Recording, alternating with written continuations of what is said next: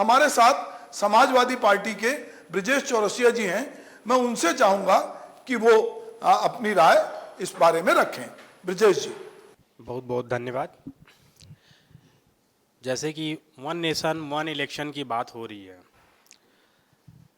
सरकार लागू करना चाहती है। भाजपा की नीतियों से लोग शुरू से जान रहे हैं उनकी क्या नीति रहती है। वो इस समय चुनाव के माहौल को टालने और चुनाव में लोगों को बरगलाने का काम कर रही है। शुरू से लॉलीपॉप देती है, भाजपा की नीति रही है। ये वही स्थिति पैदा करनी चाह रही है जो नोटबंदी के समय में की थी, लोगों को लाइन में लगाए थे। ये वही स्थिति करना चाह रहे हैं जो जीएसटी लगा के किए थे।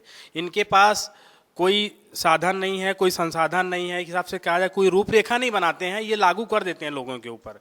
और लागू होने के बाद परेशानी किसको होती है? आम जनता को होती है। वन नेशन वन इलेक्शन, इसको लेके लगातार विपक्षी दल विरोध कर रहे हैं, छोटे छोटे राजनीतिक दल विरोध कर रहे हैं। देखा जाए जैसे राजनीतिक जब चुनाव होते हैं, चुनाव के समय इनके पास इक्विपमेंट कितने हैं, उस पर भी इनको विशेष ध्यान देना चाहिए, उस पर भी तैयारी करनी चाहिए। उत्तर प्रदेश से देखते आ रहे हैं, उत्तर प्रदेश में पिछले चुनाव में जो इनको मात मिली है उससे ये बौखलाए हुए हैं, ये डरे हुए हैं।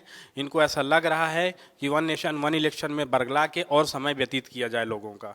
ये काम नहीं करेंगे, सिर्फ मुद्दे लाएंगे, कागज़ में काम करेंगे, भटकाते रहेंगे। छत्तीसगढ़ में भी यही स्थिति है, सरकार बने इतने समय हो गया है और ये कोई डिसीजन नहीं ले पा रहे हैं। अभी तक इनके मंडलों के भी विस्तार नहीं हुए हैं, विकास की बात पे जीरो हैं, रोजगार की बात पे जीरो हैं। ये पुरानी सरकार के कार्यकाल के कानून और उनके द्वारा बनाए गए जैसे जो भी उनके द्वारा बनाई गई संस्थाएं थी, जो मितान योजना जैसे चालू की गई थी, उसको बंद करने काम करते हैं, ये नाम बदलने का काम करते हैं और लगातार इसी प्रकार से ये काम करते आ रहे हैं। और आज स्थिति है कि छत्तीसगढ़ में भी करप्शन, भूमाफिया जैसे लोग आगे बढ़ रहे हैं। अभी हाल ही में देखिए आप यहाँ की कवर्धा की स्थिति, कवर्धा में यही चल रहा है इनके साथ।